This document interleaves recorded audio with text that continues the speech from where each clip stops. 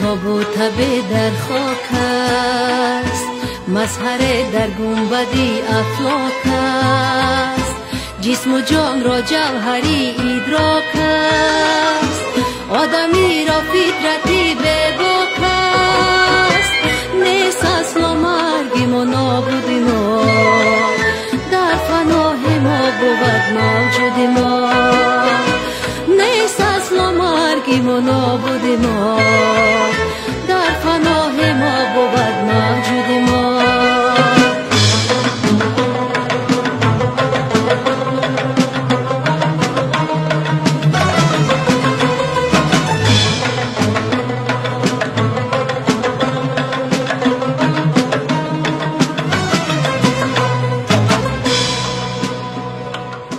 تا دم آمیزش باشد قبول، سینج باشد جسمی ما یا شاکور، یا سبوی مول بود یا برگی گل، یا پری بلبل بود یا برگی گل.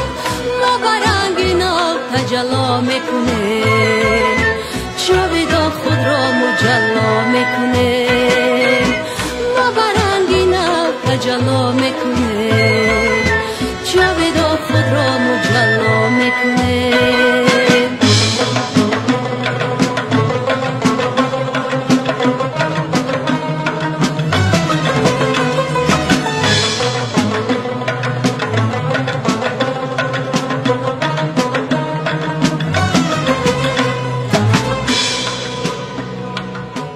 تا دمه که مرگی زندگیست، به بقای زادهی پایندگیست.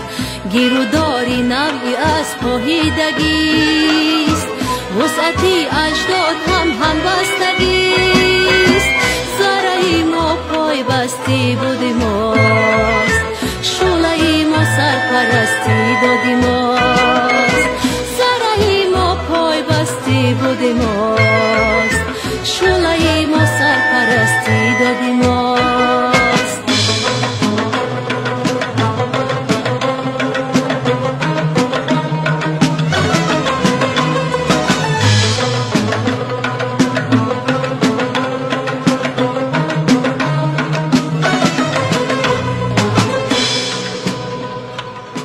تا دم بنیاد همزاده فنا، شرط هست شش نفزنی دارالبقاست.